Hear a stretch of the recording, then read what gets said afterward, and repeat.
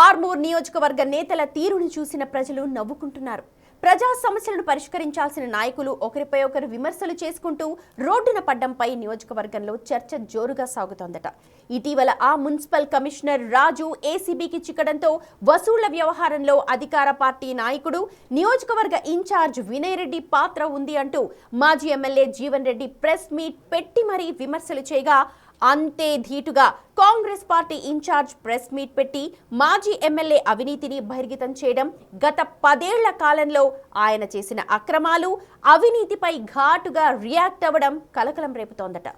అధికార ప్రతిపక్ష నాయకులు ఒకరిపై ఒకరు విమర్శలు చేసుకుని వారి అవినీతిని వారే బహిర్గతం చేసుకోవడంపై ప్రజలు పెదవి విరుస్తున్నారట.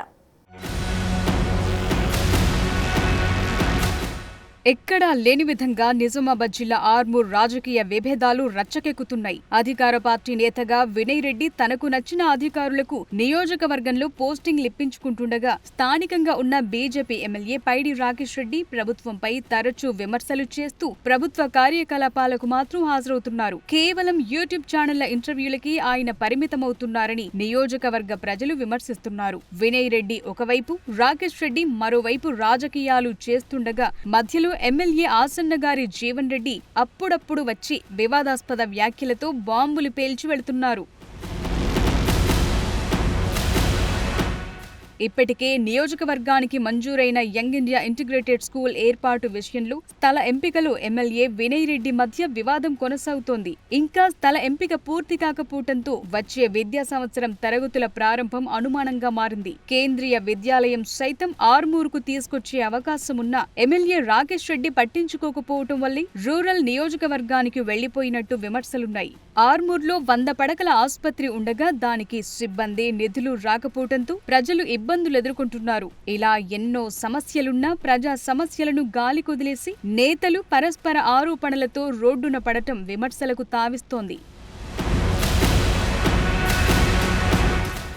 బీజేపీలో ఉండి అక్కడ టికెట్ రాకపోవడంతో చివరి క్షణంలో కాంగ్రెస్ లో చేరిన వినయ్ రెడ్డి కాంగ్రెస్ తరపున పోటీ చేసి ఓటమి పాలయ్యారు. మాజీ ఎమ్మెల్యే జీవన్ రెడ్డిపై ఉన్న తీవ్ర వ్యతిరేకతను తమ వైపు తిప్పుకోవటంలో బీజేపీ సఫలం కాగా, కాంగ్రెస్ విఫలమైందనే భావన కార్యకర్తల్లో ఉంది. అధికారంలోకొచ్చిన తరువాత నియోజకవర్గ ఇన్ఛార్జిగా అధికారులతో పాటు పోలీసుల పోస్టింగ్ల విషయంలో వినయ్ రెడ్డిపై అనేక ఆరోపణలున్నాయి. మొరం దందా మొదలుకొని ఆర్మూర్లో ఇంటి నెంబర్ల విషయమై ఇటీవల మాజీ ఎమ్మెల్యే జీవన్ రెడ్డి చేసిన ఆరోపణలు నియోజకవర్గంలో చర్చకు దారితీశాయి. మున్సిపల్ మాజీ చైర్మన్ భర్త ఇంటి నెంబర్ల కేటాయింపు విషయంలో అక్రమాలకు పాల్పడుతున్నట్లు ఆరోపణలున్నాయి.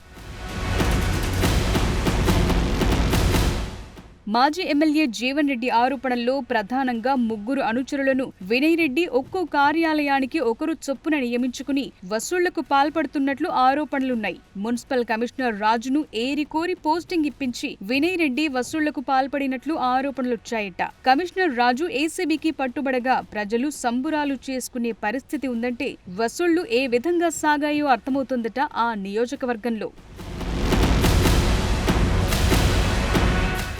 ఆర్మూర్ నియోజకవర్గంలో కాంగ్రెస్ క్యాడర్ బలంగానే ఉన్న నియోజకవర్గ ఇన్ఛార్జ్ వినయ్ రెడ్డి ఆశించిన మేర క్యాడర్ కు అందుబాటులో ఉండటం లేదనే విమర్శలున్నాయి. దీంతో పార్టీ క్యాడర్ ప్రత్యామ్నాయం వైపు చూస్తున్నట్లు తెలుస్తోంది. గతంలో ఆర్మూర్ నుంచి పోటీ చేసిన మాజీ ఎమ్మెల్యే ఆకుల లలిత, పీసీసీ చీఫ్ మహేష్ కుమార్ గౌడ్, జిల్లా నుంచి ప్రాతినిధ్యం వహిస్తోన్న కార్పొరేషన్ చైర్మన్లు వచ్చే ఎన్నికల్లో ఆర్మూర్ నుంచి పోటీ చేసేందుకు ఇప్పటి నుంచే రంగం సిద్ధం చేసుకుంటున్నారట. పీసీసీ చీఫ్ మహేష్ కుమార్ గౌడ్ జనహిత పాదయాత్రను ఆర్మూర్లో నిర్వహించడం తెలిసిందే. ఇతర కాంగ్రెస్ సీనియర్ నేతలు వచ్చే ఎన్నికల్లో అవకాశం వస్తే ఆర్మూర్లో పోటీ చేసేందుకు సిద్ధంగా ఉన్నారట.